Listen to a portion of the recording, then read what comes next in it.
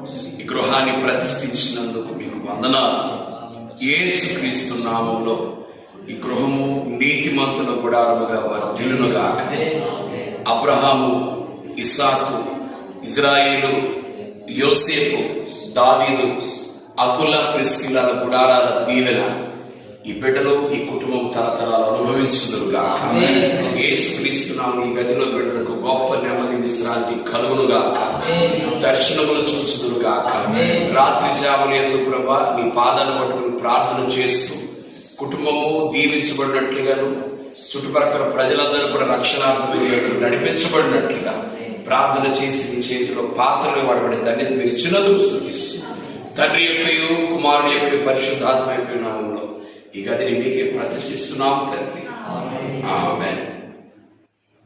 నీ కృపయే నా ఆశ్రయము.